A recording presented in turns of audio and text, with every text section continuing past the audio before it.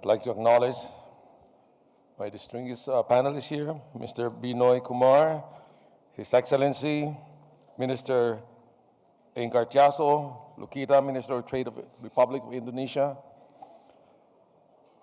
Honorable Minister C.R. Chatari, and Mr. Gaura Batiani.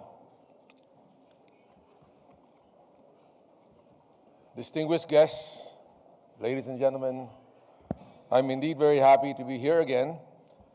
This is my second trip to New Delhi in the past 6 months. I was here in the 9th Delhi Forum that was held last July. And I feel honored to be standing here speaking to you, to the industry captains of India and the industry captain of the region, and also to the various trade officials from the countries in this region. Ladies and gentlemen, good morning. Talking about ASEAN, India as a region, approximately here in Asia, you have 4.4 billion people who call Asia their home. This region is by far the most populous continent, with an incredible diversity of ethnicities, cultures, languages, and political systems. Asia has been driving economic growth for the past decade. It accounts for approximately 5.4% of global economic growth. Although growth across Asia slowed following the Western financial crisis in 2008, but was able to rebound. And the growth in most economies rebounded because they focus on their competitive and comparative advantages, and hereby improve the value chain and resulted in robust outbound trade. Asian economies have significantly integrated into the global value chains. Today, large Asian companies from both developing and developed economies create their own value chains. Lead companies from home economies, which predominantly come from China, Japan, Taiwan, and Korea, are actively investing in less developed countries or less costly economies to achieve competitiveness in production, gaining new source of raw materials, access to new market, and diversifying investment to mitigate economic risk. While large Asian firms have entered markets, their growth across the region has fueled the development of countries' MSMEs, many of which are part of the GVCs, or Global Value Chain. ASEAN +3 regional trade projects a picture of diversity and disparity. Economies like Japan, which has limited natural resources, source commodities from ASEAN economies and utilizes its comparative advantage in technology and human capital to support industrialization across the region. China, which is both abundant in both labor and natural resources, but lacking in technology, turned itself into a manufacturing and assembly economy, producing wide range of goods for the worldwide consumer. On the other hand, Singapore, which is a small territory with just 5 million people, carved out its niche between Malaysia and Indonesia to become the most friendly, the ease of doing business place in the world. And they have focused heavily on financial and logistic industries to become the business hub of Southeast Asia. While each Asian economy is unique in its own regard. They depend on each other to fuel growth domestically and internationally. Japanese multinationals led the charge of Asian value chain, opening production facilities across ASEAN and East Asia in order to find growth in emerging economies, as well as focusing on innovative products for their growth. And they likewise invested heavily in assembly operations, in the production facilities of automotive component, electronic assembly, not only for cost advantage, but also to gain market share in countries they invest. China's growth into the world's second largest economy and leading manufacturer shifted the economic center of Asia. China aggressively expanded its transportation infrastructure, logistic, and trade networks within the region, and become the primary and vertical producers where final goods are marketed all over the world. And this has propelled their economy steadily at a close to 7% growth annually. For the emerging economies of ASEAN, the global value chains have played a vital role in developing Southeast Asian industries. In Thailand, Japanese FDI, or foreign direct investment, stimulated growth in the automotive industry, making it the regional leader in vehicle and component production. For Cambodia, garment and textile firms from China and Korea invested in cut-made trim factories, utilizing the low labor costs for garment production. In Indonesia, a number of international players have invested in natural resources such as nickel, etc., to extract and process commodities for their export market. For the Philippines, we have regained investors' confidence from the world. Of course, Japan has been a big investor in our country. They have invested factories that make components for vehicles, semiconductors, and finished product. It has formulated its CARS program, where two of its leading vehicle manufacturers, Toyota and Mitsubishi, house its assembly in the country.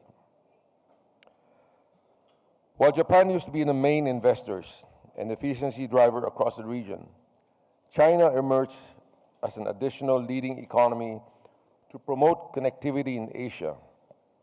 Initiatives such as the Maritime Silk Road, Asia Infrastructure Investment Bank, regional road and railways, and overseas investment seek to better incorporate developing Asia into the regional value chain and global value chains.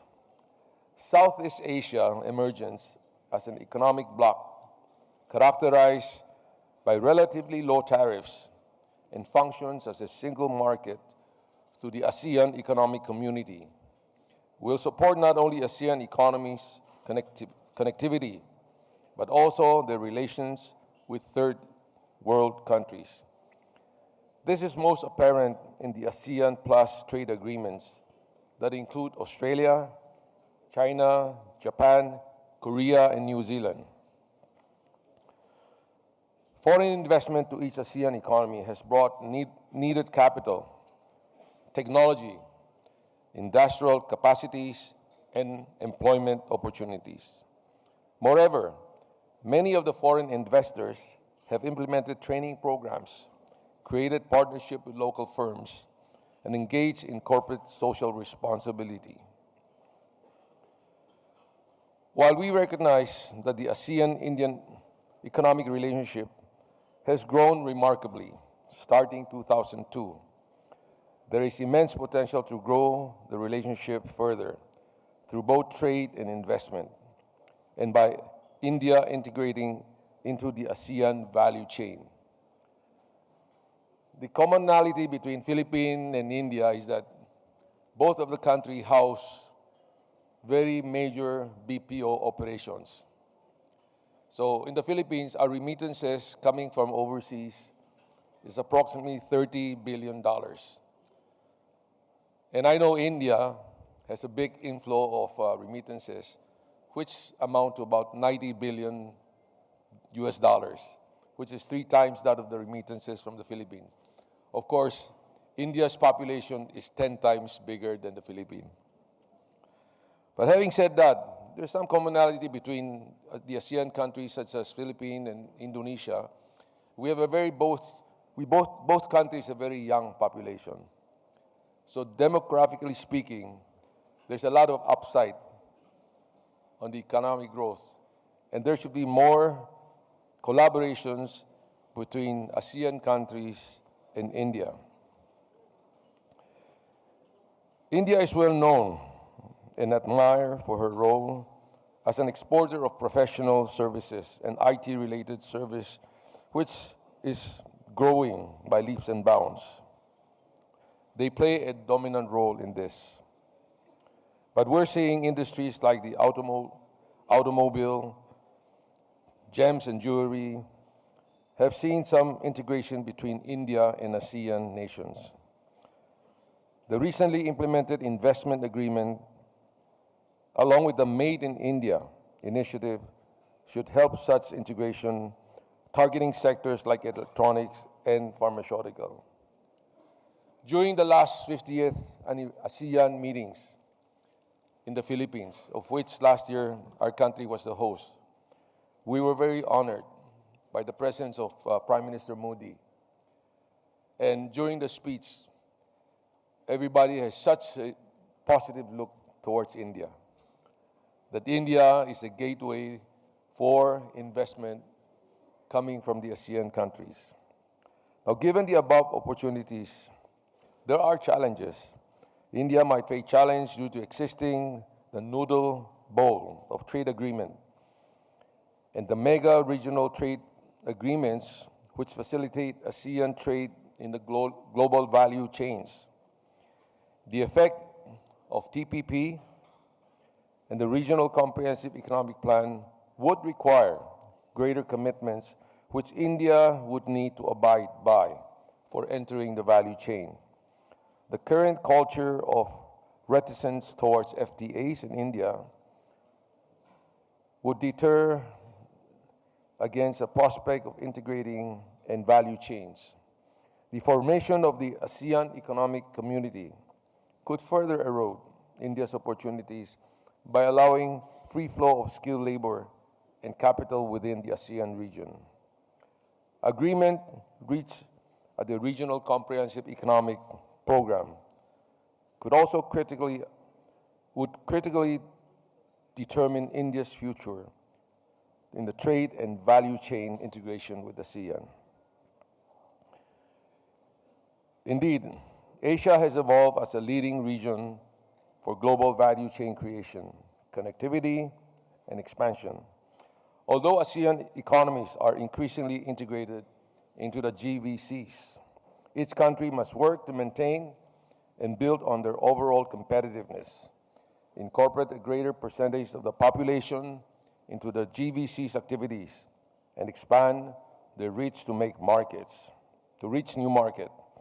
Companies must work alongside GVCs and also nurture an ecology of innovations.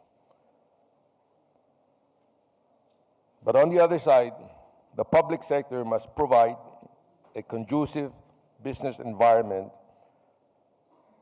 that would allow its economies to be competitive and to be an active stakeholders in the global value chain. Economic integration and connectivity in Asia shall bridge the gap between the economies of the various nations.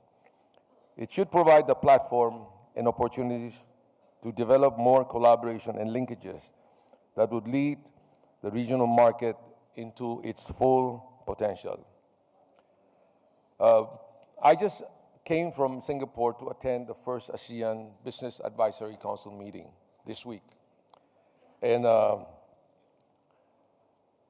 pillars of the ASEAN Business Council is basically hinged on connectivity.